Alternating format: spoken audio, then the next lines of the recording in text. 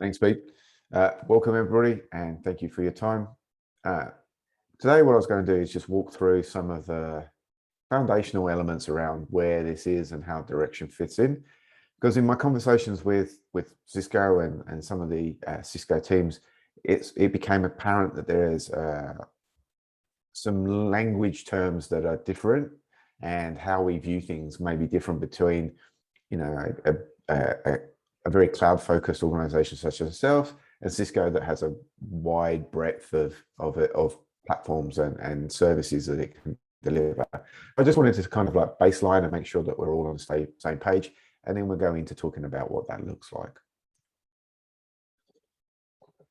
So in that baselining, I just wanted to kind of give a broader understanding of where we are and where we sit. So in 2012, when HashiCorp was first founded, there were 4 key kind of problem statements that the product sets were developed around.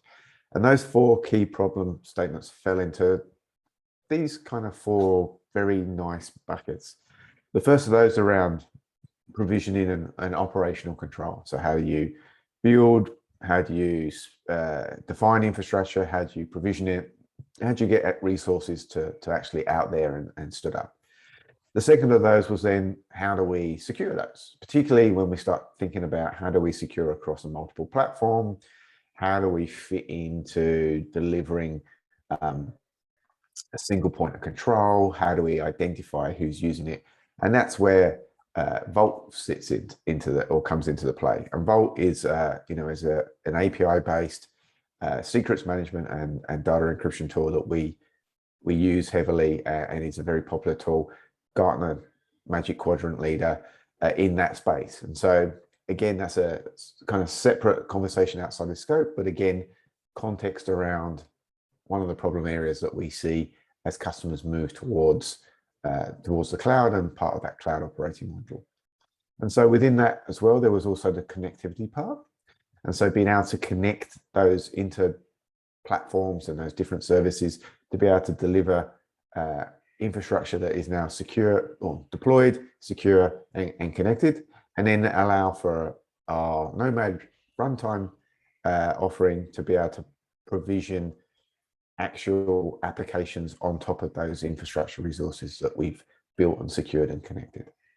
And so that cloud operating model is very much the thinking behind how HashiCorp looks at its product sets, how it looks at the challenges that our customers face, and how we talk about and provision and think about that cloud market and the segments that we work in.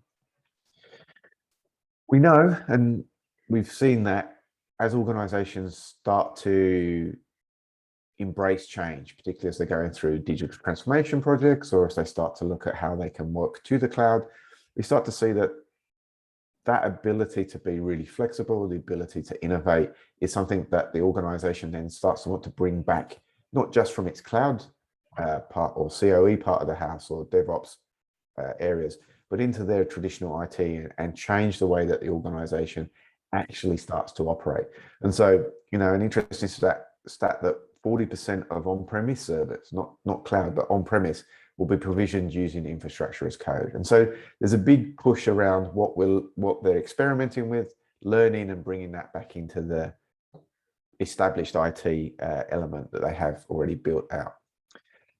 So I mentioned infrastructure as code.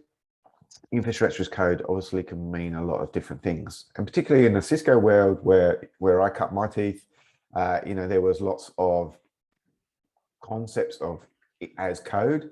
So building infrastructure, leveraging TCL scripts, leveraging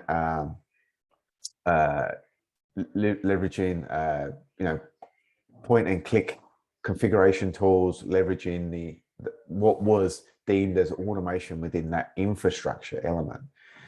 But what we mean in the cloud world is a very different aspect. And so if we think about where we are and what we mean, there is a disjointedness in that communication. And so what I want to do is just work through a little bit of my history, I suppose, and how we used to do things around a couple of really large organizations that I worked in, and thinking about that into this terms of this problem statement.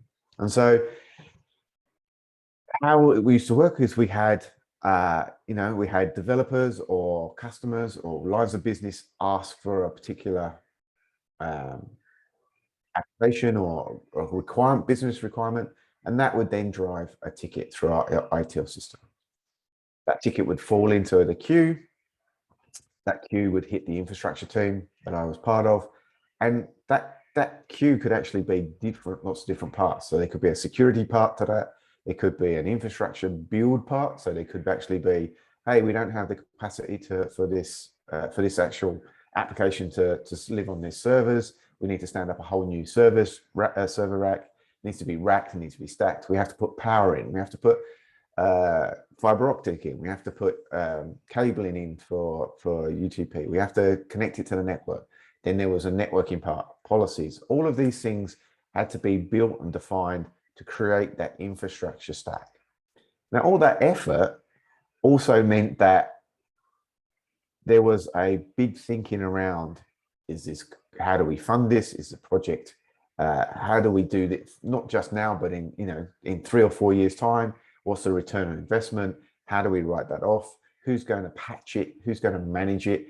Who owns it? Who is responsible for that life cycle? Which all led into this, mutable thinking around long-lived, long-established infrastructure, which then once up and ready, we then ticked off the ticket, passed it back to the originator, who then got to do what they wanted to do. And that process could be, weeks, could be months, could be multiple months if it was something that we had to then wait for a particular infrastructure element, like if there wasn't any servers and we had to order it and there was a shortage, like there's the chip shortages at the moment. All of that could take a really long time. And so there was a very known or unknown around how long this process would be when it was actually defined. So you could never really say to them, oh, this will be, I'll do this next week, or this is a one-day process. As we've moved towards the cloud era, and as more and more of that infrastructure as code thinking is being defined, what that really means is that we take the approach that we're going to use automation, write and define outcomes. So we're actually going to use it as a declarative language. We use our HashiCorp control language, which is what Terraform is actually written in. So the code base is written in HCL. And we then use the code approach, or a coder or developer's approach to establishing that infrastructure using things like version control. So as we write the code, we check it into a version control. That version control then becomes a single source of truth. That means that we can track changes, we can track edits, we can track if it failed. And all of these things fit together around driving an API first world. API is a first-class citizen. So everything that we're wanting to establish in that infrastructure as code world is to drive an API to understand that we write a declared state, and then by magic, what we do and implement goes away, makes the right API calls to establish that, and the infrastructure is created at the end. What it also does is it means that you now have the ability to repeat that, because if this is a defined set of code, if you write it in a particular way around using the dry methodology, which is to don't repeat yourself, so you establish your code base that it's generic enough that it can be reused. And so now my one set of code that I've checked into version control, I can use to establish dev, staging, and production. And all I've had to do is change the actual input variables around names. So it makes it very flexible, very easy to re-establish exactly the same infrastructure in multiple places, makes it really scalable. And then it brings into the fore the fact that because it's easy to create and recreate, now I can make it, I don't have to manage it. I don't have to think of a life cycle. I can just completely destroy it and re-establish that environment if I need to. And so those thinkings around that new infrastructure as code is where these two worlds then start to meet in the way that modern application development is then moving. So now, whereas before there was this very, there was that distinct line between what the application and software development team were doing and what the infrastructure team were doing, now this starts to mold together into this world of DevOps, establishing these two working together to create code. That code is then put into the source of truth. We store it together in that version control, and that is both application and infrastructure code all within the same component, depending on the workflow. That workflow slides into a pipeline. So the ability to actually automate the code and take that deployment and establish a stepped or walk-through deployment using your pipelining tool. First, the infrastructure part is then kicked off.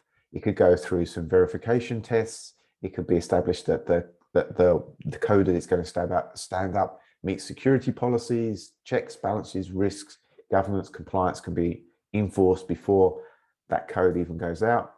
It establishes our infrastructure, so that could be on-premise on a platform, so our on-premise platform, which means we're driving firewall changes, we're driving Cisco firewall policies, we're driving potentially containers or even VMs within an ESX server, and also provisioning our cloud elements and working as in that cloud environment that Terraform has well established. Once that infrastructure has been built, we then look at the next part of the pipeline. It kicks off the job, takes the code from our software development team, uses that and the artifacts to then push down the right packages and establish the right configuration, whether there's any customization or unique configuration files that need to be ingested to deploy our application. And so all of those things tie together to create this DevOps thinking and this fluid code-based approach to deploying our resources. What this means is that when the DevOps or COE teams or those cloud teams are then saying or being asked to use, well, how do we leverage, do the experimentation and get that fast failing against these established applications in our private data centers? The first thing that comes back or the pushback that they get is, well, we need it to be consumable using as a REST, as an API, as a first-class citizen. We need to be able to work in the same way. We want to be able to use the same tool sets. We want to be able to use the same approach. And this obviously establishes a unique challenge that traditional IT operations then have to try and step up for.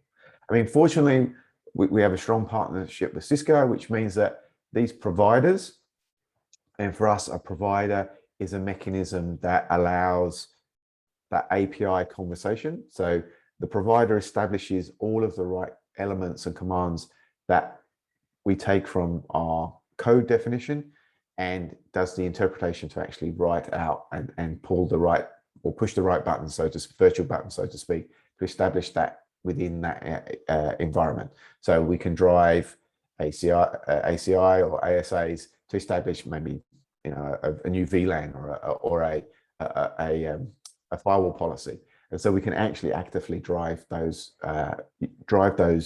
resources using that provider, and that's what the provider element of it does.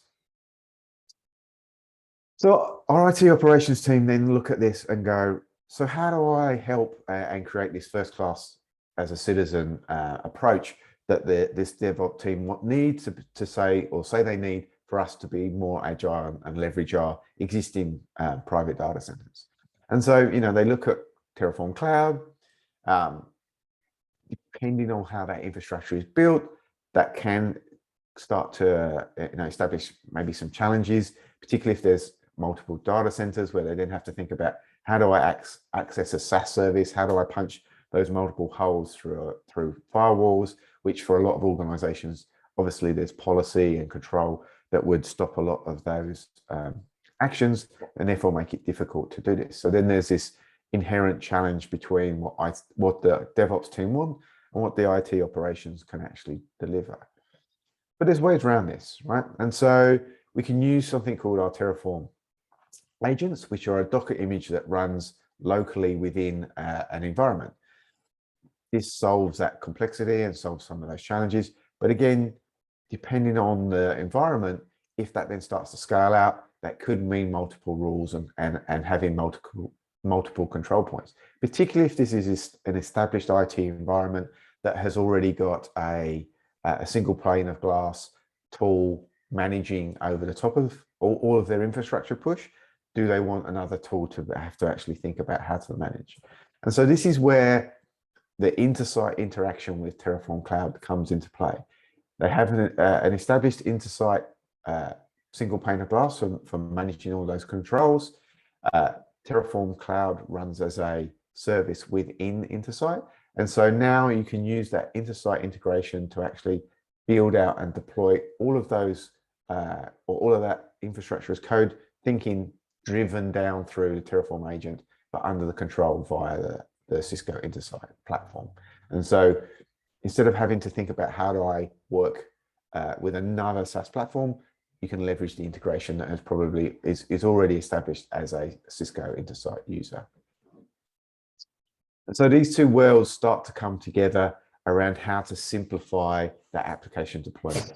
We see the API and development world around the infrastructure and infrastructure as code, seeing a mechanism that can now take advantage and offer those developers a way to use the on-premise resources the same as they would use their cloud resources, being able to establish the same rule sets, same tooling, and a convergence at that point to allow them to really take advantage of it, which is what those IT or the DevOps operations have been working for or asking for from traditional infrastructure IT ops. And so that integration then kind of starts to build and kick off. So we have our integration point.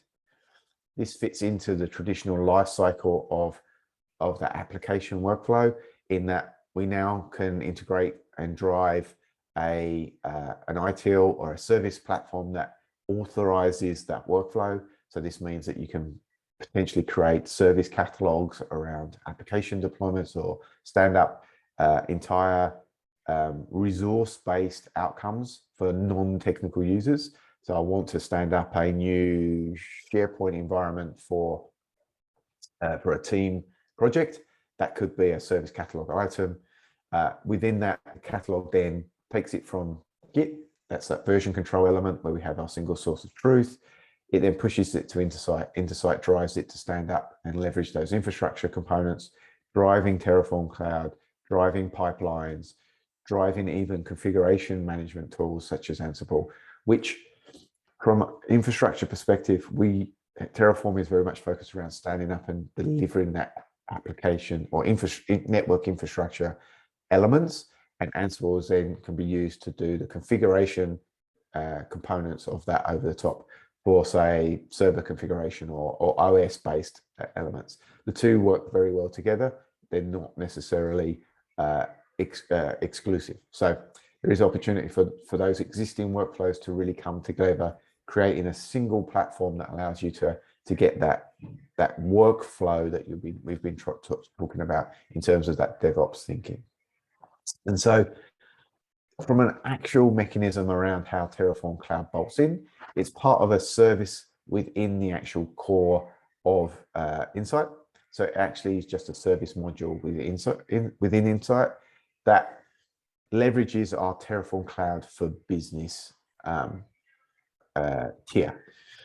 So there is Terraform Cloud free tier. So, if you wanted to go and just sign up and experiment, you could sign up to the free tier. However, that does not work with the Intersight element because there are components that we need to build in to offer up as an enterprise level delivery.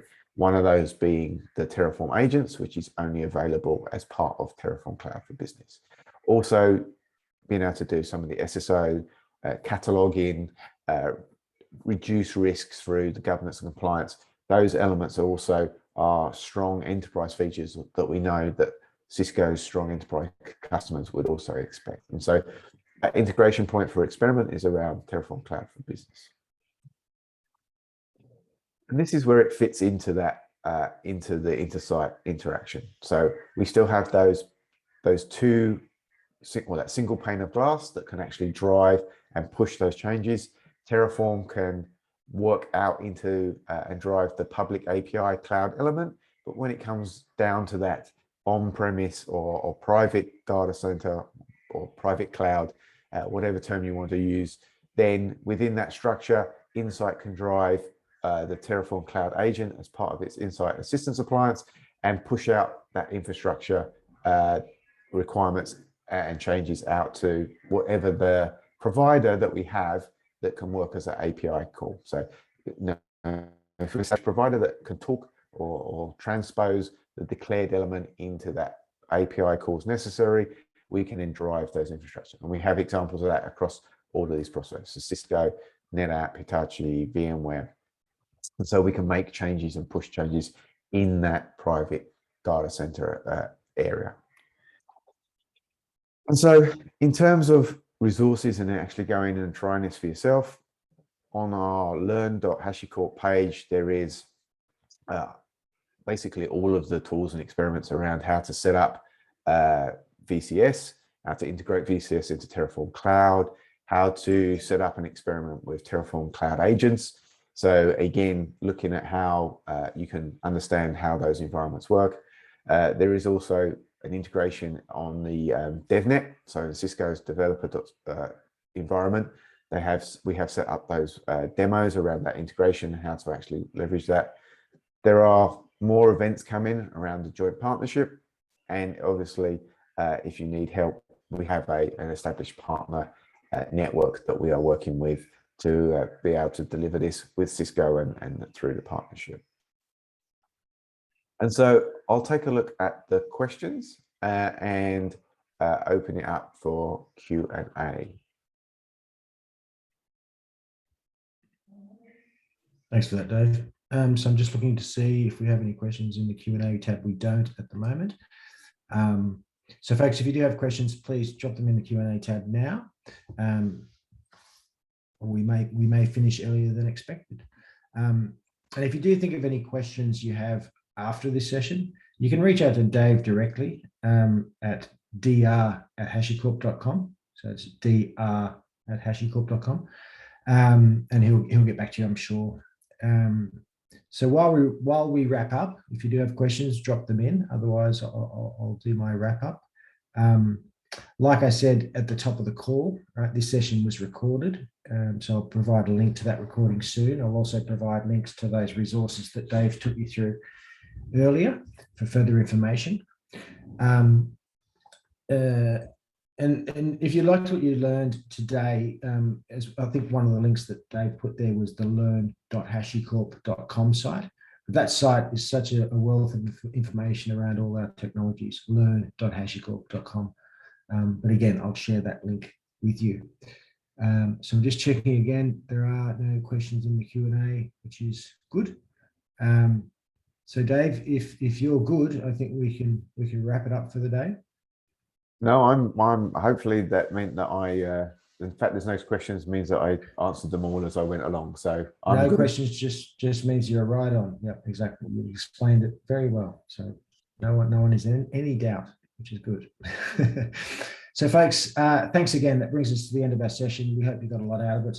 Like I said, I'll be following up with an email shortly with all the information you need. In the meantime, reach out if you've got any questions, and hope to see you on another call like this soon. So thanks for joining. Take care, enjoy the rest of your day, and bye for now.